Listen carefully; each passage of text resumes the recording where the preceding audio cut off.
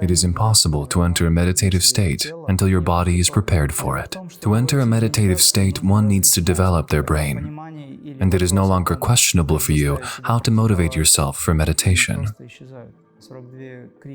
The 42 Kriyas are an effective way of detoxing your lymphatic system. It also helps regain youth. Every time I focus on a body part, I energize this body part. When I add muscle strain, I attract energy from the space, because energy flows where attention goes.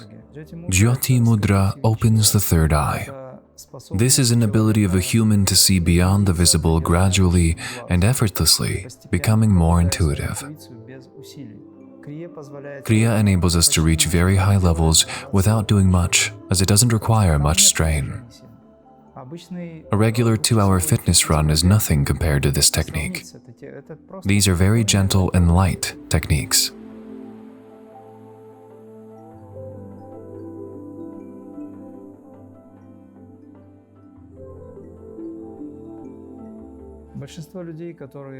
The majority of people who commit to self-development want to enter a meditative state.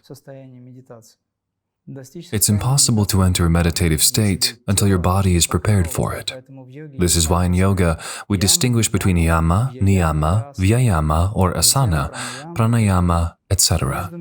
There is a distance between meditation and ordinary consciousness, a possibility gap. To close this gap, one has to work toward realization for many years at an ordinary school of yoga, the so-called old schools that employ old methods. Kriya that we practice now was transformed by immortal Babaji. He taught it using the basic energization technique. When a person practices energization, they transform their body much faster because it activates neurons, both hemispheres, interhemispheric connections. This involves a feed-forward and feedback system. When we energize our body, we open up our nerve endings, making the body more perfect through acceptance of this power. Such a body doesn't prevent a person from entering a state, and meditation happens quickly. It requires very powerful body energization. Energization is not about pumping up energy, but rather transformation of cellular consciousness. Consciousness at the cellular level, the consciousness of cells. It's alchemy. We should transform our consciousness and change the attitude to this body. We should understand that this body is not mortal, but is energy, that we possess power from head to toes. This power is expressed in the form of 5 types of energy. All these qualities start to awaken during sitting and standing energization. Why can we understand this? Because our brain, when awakening, starts mechanisms. We rewire our neural pathways, we renew them, we remove old programs that are in the way. It happens rather fast. It is believed that one can attain very high levels within 7 to 9 months upon mastering it, provided they don't devote too much time to the outward life, even in the midst of practice. One should work more on themselves, be more reserved, be calmer. Practitioners gradually become tranquil. More tranquility, more possibilities. Your mind calms down and so does the body. The first basic principle of energization is to create conditions for our breathing to stop fast. Why does it stop? Because there's a lot of energy. When energized, we don't have to breathe much. The fewer breaths you take in a minute, the longer you live. Your mind is calm, and so is your body. The basic, very important principle of accumulating and awakening prana is energization in a sitting and standing posture. In yoga, there is such a concept, the release of prana. When we release prana and channel it to where it's most needed, to the centers we work with, to the vessel of transcendental power that I talk a lot about during seminars, miracles happen. When a person practices the 42 Kriyas or energizes their body in a sitting or standing posture, they transform their body, at the very least, because they focus their attention in a special way and activate these centers to release this energy and bring this energy via neurons to our body. It's an etheric component. This is a conscious act of prana activation. Prana starts to awaken within the body. This is also connected with the person's attitude to their body that changes and becomes correct. We are what we think. We are what our attention is focused on. When we practice, we focus our attention on the divine principle within atoms and cells, and our neurons begin to function accordingly. We call it the alchemy of the body. When I clench a fist, I express an intention. I've clenched a fist. For this, I send an impulse, and my muscles contract. This is the simplest explanation for this. However, there is a more complex approach. I have an idea. It is expressed in the form of energy that enables me to do it. At this moment, prana activates. I can add muscle strain. When I add muscle strain, I attract energy from the space, because energy flows where attention goes. I channel it through the brain. Where does the brain take this power? It comes from the space too. Accordingly, I channel this power here. Outwardly, it is expressed as magnetic power or electric power. Physical power is a more externalized process. But if I focus my attention there and realize that all this is the highest energy, my cells, atoms, molecules, and the 5 energies that are behind them, that form my body and the whole world, become more conscious. Every time I focus on a body part, I energize this body part. Thus, my body or our bodies begin to change. These changes are triggered by mental power, because we are what we think. When the power of concentration grows, we can focus our attention on and direct prana to any part of the body and gain awareness of the divine principle in this body part. Our tissues regenerate quickly, and so on. We make our body more perfect, more close to the energy dimension rather than just the physical one. Such bodies renew themselves very quickly.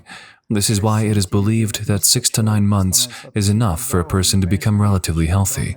Of course, we are exposed to plenty of external influences. Sometimes people are just beating the air. However, changes do happen. If one doesn't manage to gain health quickly, they get wiser anyway. First of all, one develops their brain and neural connections. We rewire these connections and create new ones. And it is no longer questionable for you how to motivate yourself for meditation and how to overcome laziness. Because a human begins to feel power. They begin to feel creative power. They begin to see themselves as a very interesting person. It leads to selfishness, but it's a positive selfishness that allows one to rise higher. For starters, it's okay to want to become the best. Let them. But along the way to becoming the best, they begin to feel compassion for everyone.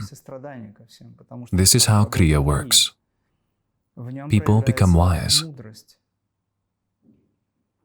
First, they feel pity, then compassion. Compassion is a feeling of a big open heart. The 42 Kriyas is a straightforward way to a very powerful transformation of the body. Those who perform the 42 Kriyas on a regular basis maintain good health, even if they are always under stress. I mean chemical stress, informational stress, and physical stress. To enter a meditative state, one needs to develop their brain, especially the medulla oblongata. This is a region of the oblongated marrow. This is an organ, medulla oblongata. It controls a great number of body functions. When the medulla oblongata is active, it's easy for a person to enter a deep spiritual state of alerted consciousness. To activate the medulla oblongata, we use all possible body functions. The medulla oblongata registers every position of the body. The nuclei of the medulla oblongata contain information about the position of the body, whether the muscles are strained or relaxed, whether we are in the upright posture that is only possible for humans. Animals that have only 2 chakras can't walk upright as we do. Their bodies are designed otherwise. They can stand on their hind legs for a little while. For them, the horizontal position of the spine is natural. This is karma. In humans, the vertical spine position facilitates energy flow upwards and downwards. When we perform at least the first Kriya, we start the flow of apana and Prana. These are vertical flows that go downwards and upwards. This is an energy aspect, a bioenergy component. If you need to thoroughly cleanse your lymph, the 42 Kriyas are an effective way of detoxing your lymphatic system that itself is in charge of body detoxification. It also helps regain youth. This is to be done when standing upright. Only in this posture the entire system will begin to function. This is explained by the level of our evolution. We are creatures who walk upright, holding their spine straight. There are a lot of factors at play here. There is another very important point. We learn to meditate in any state, in any position, in whatever we are doing in this life. Meditation doesn't mean just sitting and doing nothing. One should learn to remain in a spiritual state and a meditative state at any moment of their life.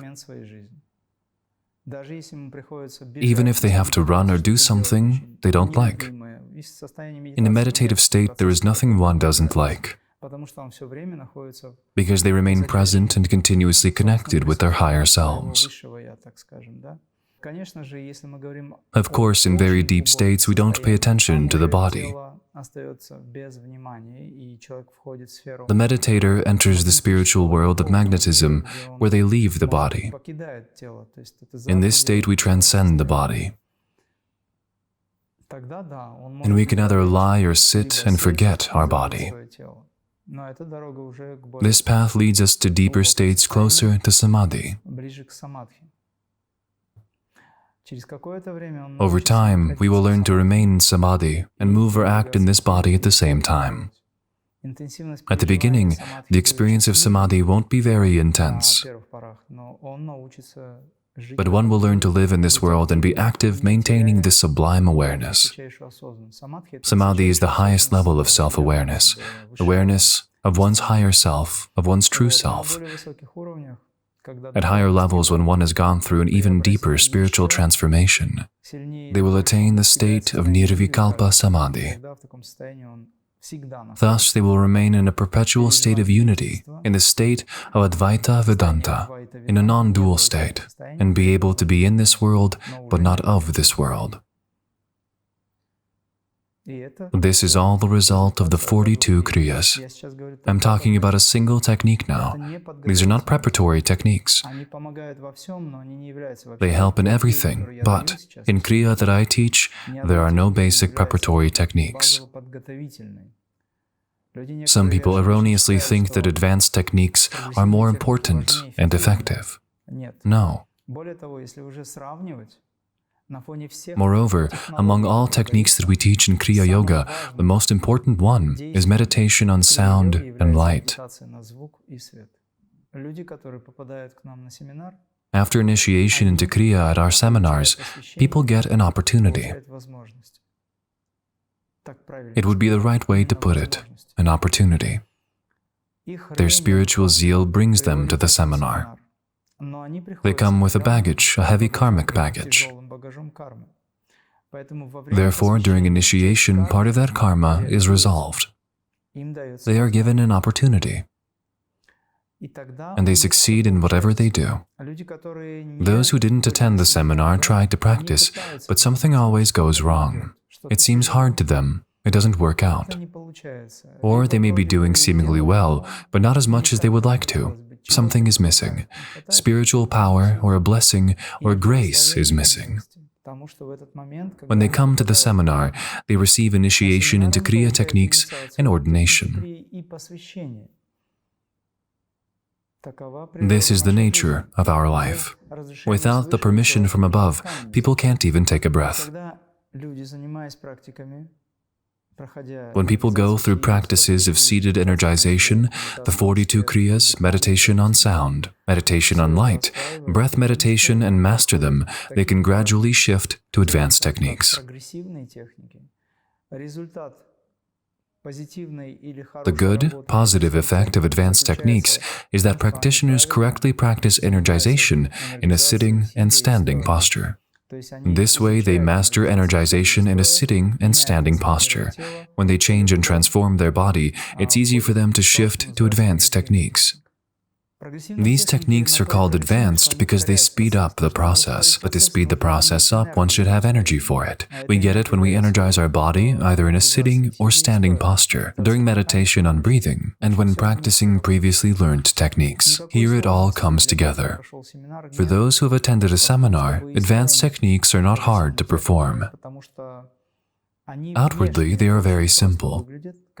Of course, inner work requires us to prepare our consciousness and mind, but gradually, step by step, people will master and successfully practice it. Here is why advanced techniques are so important.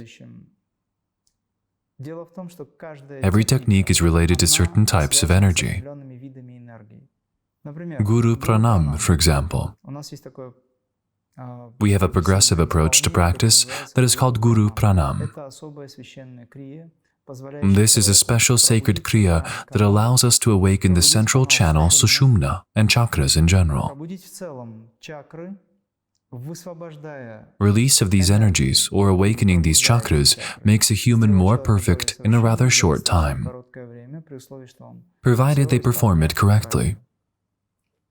Guru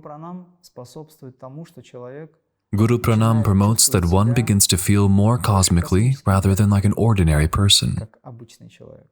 But it will take time. It alters consciousness.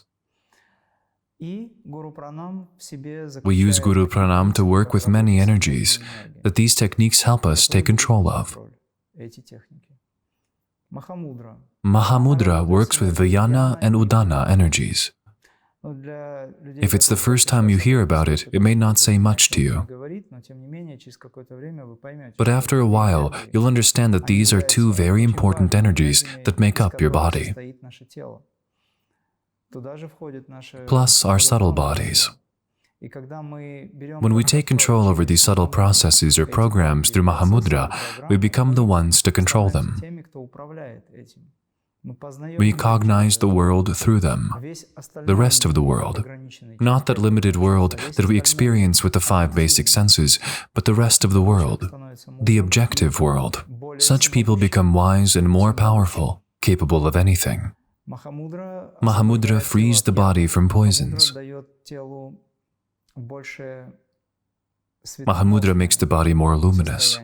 The luminosity awakens. Why? This is how the system works.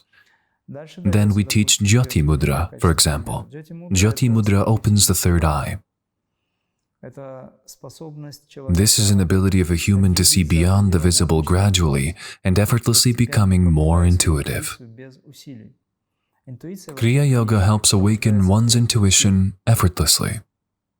You don't need to put much effort into it. What you need is to practice regularly. The method of Kriya Yoga is not very difficult to master.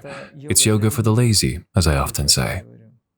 Kriya enables us to reach very high levels without doing much, as it doesn't require much strain. A regular 2-hour fitness run, a cardio workout, or any other sport after which people almost lose consciousness are nothing compared to this technique. This is a very gentle and light technique. However, inner work requires certain effort.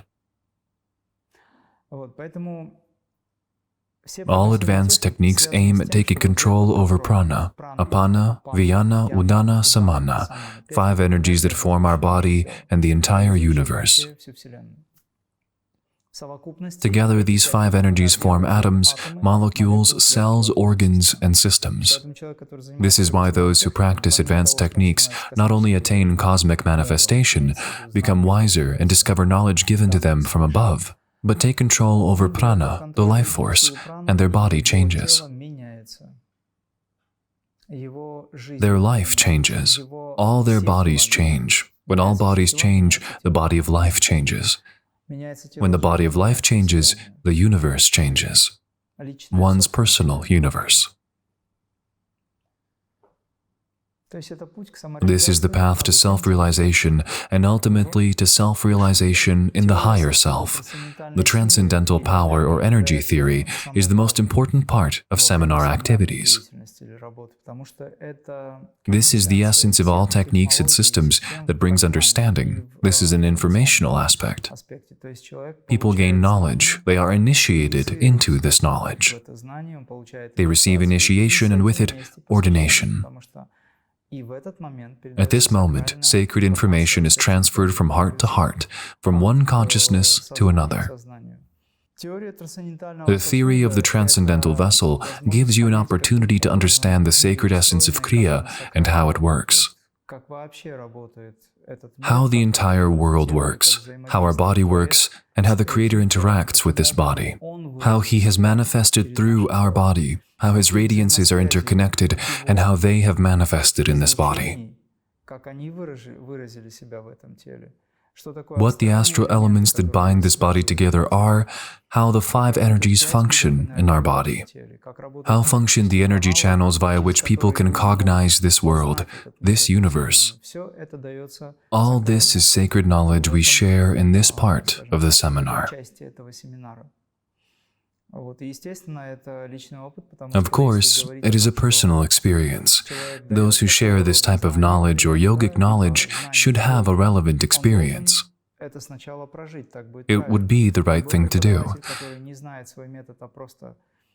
One who hasn't experienced what they teach, but gained the knowledge from books, can't be a true teacher.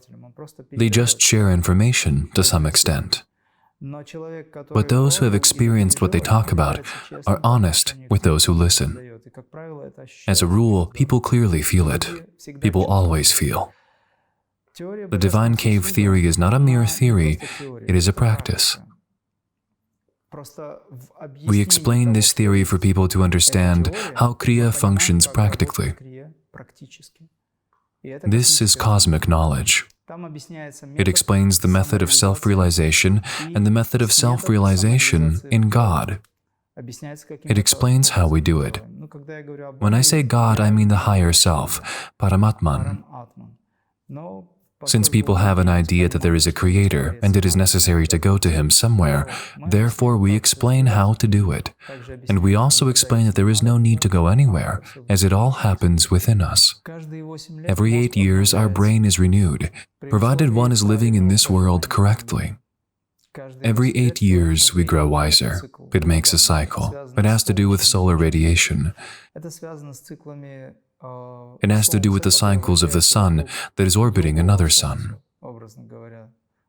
A more spiritual one, a more potent source of spiritual power. Every 8 years, our brain is renewed. Provided that one eats healthy, leads a proper lifestyle, and does something about it. Even when staying passive, people grow wiser. For example, a child is unable to understand encyclopedic articles or assimilate 10th grade or university knowledge. They work at their own level, because their brain, their neurons are not yet awakened and stay underdeveloped.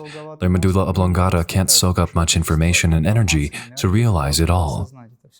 First, they need to develop their brain. This is an oversimplified explanation.